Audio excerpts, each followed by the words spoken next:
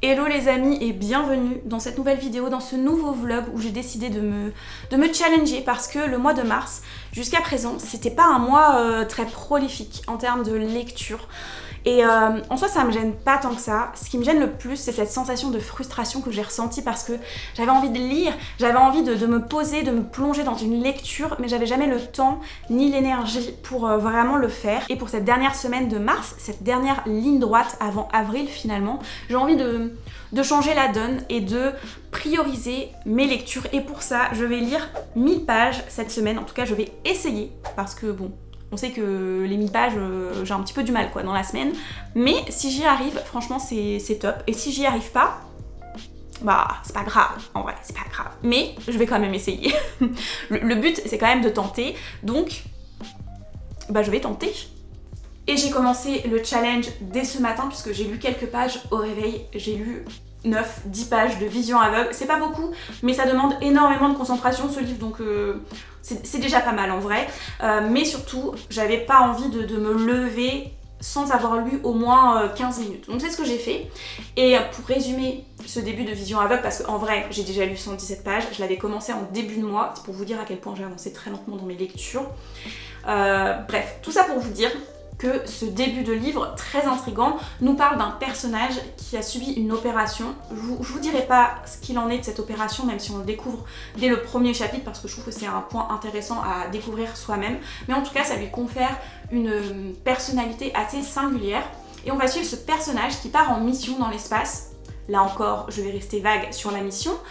Mais que ce soit cette mission où ce personnage ainsi que tout l'équipage en vrai de ce vaisseau, tout est intriguant dans ce livre et j'ai très envie de savoir la suite, de savoir où va mener cette mission, de connaître un petit peu plus tous les membres de l'équipage qui ont tous des particularités un petit peu uniques. J'ai envie d'en savoir plus, j'ai envie de me plonger dans cette lecture, mais c'est exigeant et du coup je rame à avancer, j'arrive pas forcément à trouver le temps idéal pour pouvoir vraiment me pencher sur cette histoire, donc j'espère que cette semaine va m'aider à me dire que en journée, en tout cas quand je suis réveillée, quand mon cerveau est encore frais, de me poser et de le lire.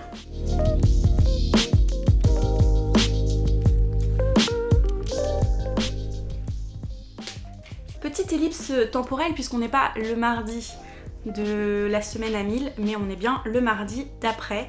C'est un peu un fail ce vlog. En même temps, prendre du temps pour filmer et essayer de lire 1000 pages en une semaine, c'est un petit peu trop compliqué pour moi je crois, donc on va faire autrement pour cette fin de vlog, mais vous inquiétez pas, je vais faire en sorte que ça soit un petit peu dynamique.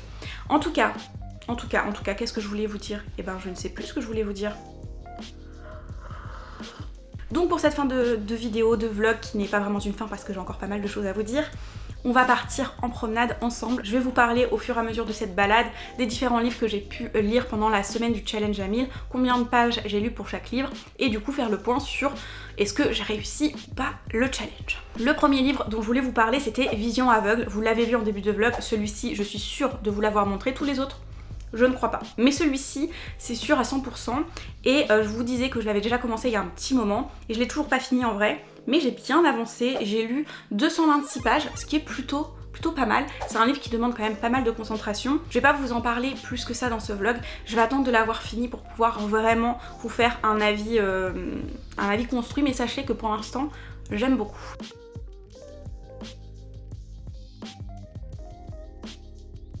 Le deuxième livre dont je voulais vous parler, c'est un livre que j'ai aussi commencé il y a un petit moment, que j'avais commencé mi-février.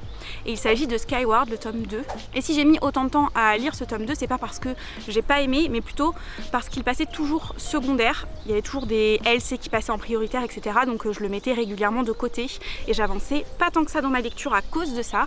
Mais je me suis dit qu'il fallait que je le finisse. Et c'est ce que j'ai fait pendant cette semaine de challenge. Donc je suis plutôt contente. C'est un livre que j'ai bien aimé, un tome 2 que j'ai bien aimé. J'apprécie beaucoup ce genre de mission qu'on retrouve dans ce tome 2, je voudrais pas vous le dire pour pas que ça vous spoile trop, mais c'était plutôt une bonne surprise, même si par rapport au tome 1, je l'ai trouvé un petit peu moins addictif. J'ai trouvé la première partie du livre beaucoup plus lente et en fait on décolle vraiment à la moitié, mais c'est pas pour autant que j'ai pas apprécié parce que j'aime bien quand c'est un petit peu plus lent. Et ça c'est Snow qui vient de faire bouger la caméra, donc j'en suis désolée, mais je sais plus ce que je voulais dire. Bref, je pense que je sais plus. Bref, je pense que vous avez compris, c'est un livre que j'ai bien aimé, qui a plus de mal à décoller que le tome 1, mais qui n'en reste pas moins agréable, et j'ai hâte de lire la suite. Malheureusement, je ne peux pas vous en dire beaucoup plus sans vous spoiler, donc je vais m'arrêter là et je vais continuer la balade.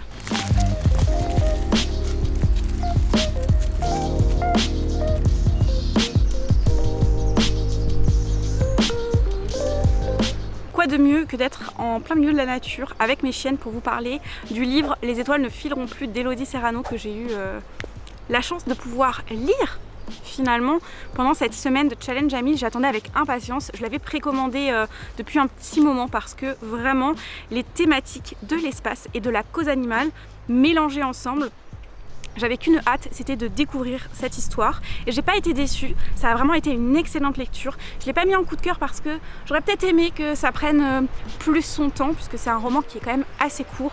Les étoiles ne fileront plus fait 107 pages. Derrière, on a une petite nouvelle de quelques pages, de moins d'une dizaine de pages, je sais plus exactement, qui est une suite directe aux étoiles ne fileront plus, donc en vrai ça rallonge un petit peu le roman. Et à la fin, on a un petit essai de l'autrice, je sais plus exactement le titre, mais en gros ça parle de la vision de l'humanité vis-à-vis des prédateurs. Et c'était plutôt intéressant, moi j'ai vraiment bien aimé ce roman, j'ai trouvé hyper touchant.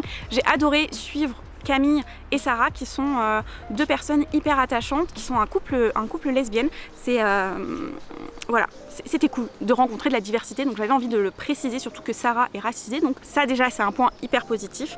Et donc dans cette histoire, on va essayer de découvrir qu'est-ce qui est à l'origine d'un phénomène un petit peu particulier d'étoiles mouvantes, mais qui n'a rien à voir avec les étoiles filantes. Et Camille a déjà sa petite idée dessus. Pour elle, c'est un être vivant qui est derrière tout ça, et va s'en découler pas mal de choses. Je pense que vous vous doutez qu'on va bien découvrir un animal derrière ce phénomène, puisque ça va amener à toute une réflexion sur la cause animale, et c'est ça qui est hyper intéressant dans ce livre. Et comme forcément c'est un sujet que j'aime particulièrement, c'était hyper agréable de retrouver le même point de vue à travers ces lignes, à travers ces mots.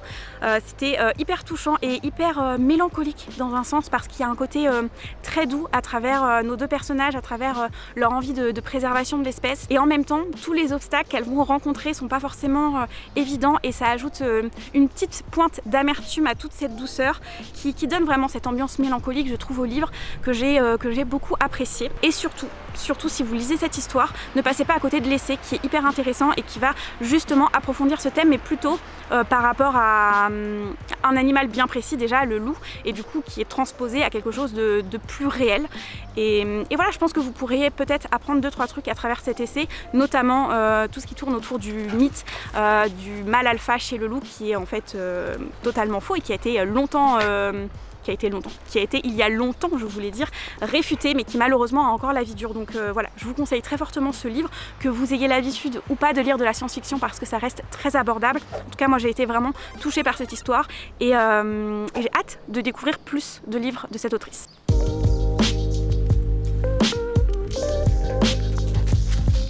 Enfin, rentrée de cette petite balade. Enfin, je dis ça. Je dis pas ça d'un point de vue négatif, c'est toujours cool de se promener avec les chiennes, mais ça fait du bien aussi de rentrer, de se poser. Et il est temps du coup que je vous parle du Système de la Tortue, qui est le second tome de la trilogie baryonique. Le premier tome, j'avais vraiment adoré, je me rappelle avoir dévoré les 200 dernières pages de ce livre. Oups, j'ai comme oublié de vous faire un petit résumé du tome 1, donc je vous mets ça juste après, n'hésitez pas à faire pause. Malheureusement pour ce tome 2, j'ai pas eu cette sensation d'urgence à tourner les pages, et j'ai pas retrouvé non plus l'attachement que j'avais à certains personnages. Alors j'étais pas attachée à tous les personnages, mais il y en avait certains que j'aimais beaucoup, et je les aime toujours beaucoup, mais j'étais très en retrait de ce qui leur arrivait. Il y a notamment un moment un événement qui se passe qui aurait dû me mettre la larme à l'œil, moi qui pleure facilement. Et là ça n'a pas été du tout le cas. Il y a pas mal d'informations qui nous sont balancées et qui coupent à chaque fois chaque moment qui pourrait être intéressant avec les personnages, je trouve. Et ouais, ça m'a laissé un peu cet arrière-goût de déception parce que c'est pas ce que j'attendais de ce livre. J'attendais beaucoup plus en ce qui concernait les découvertes qui a été fait dans le premier tome. C'est des choses sur lesquelles on va revenir, mais plutôt à la fin du livre. Et d'ailleurs j'ai bien aimé cette fin de livre qui correspond un petit peu plus aux attentes que j'avais, puisqu'on part dans l'espace et on commence à savoir certaines choses. Et j'ai hâte de lire le 3e et dernier tome de cette trilogie parce que j'espère vraiment que ce dernier tome sera à la hauteur de mes attentes et répondra à mes questions.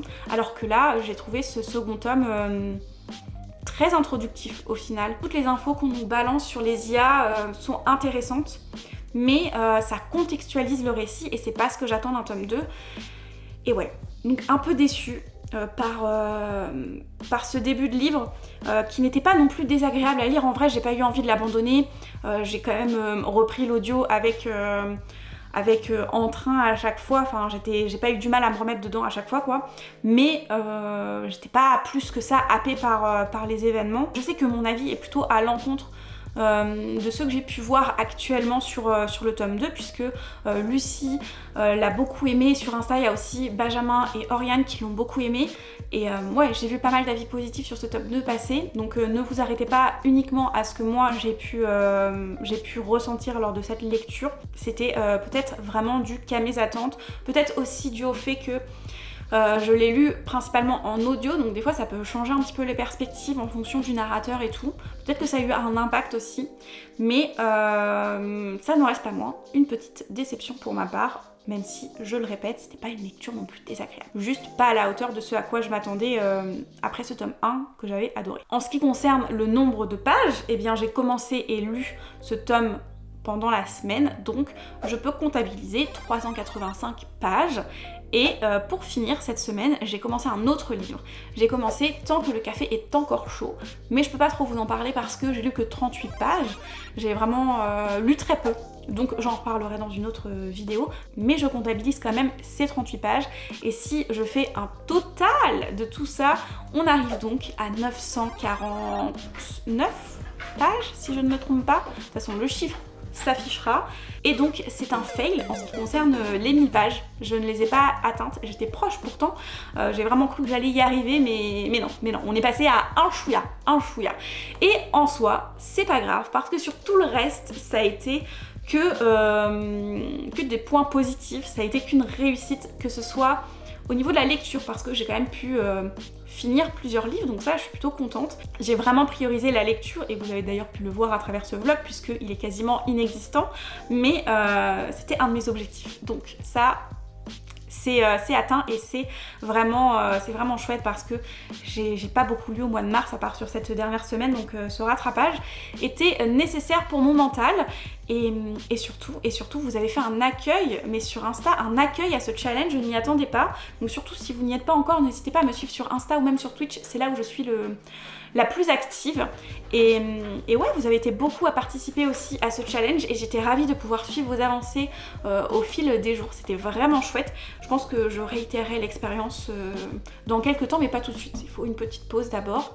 Et donc voilà, pour cette semaine. J'espère que malgré ce format un petit peu à mi-chemin entre un vlog et une vidéo face cam vous plaira. Et puis sur ce, on se retrouve très vite dans une prochaine vidéo. Salut. Est-ce que c'était une bonne idée de m'arrêter juste à côté d'une plaque de boue? Je ne suis pas sûre, mais bon, c'est pas grave.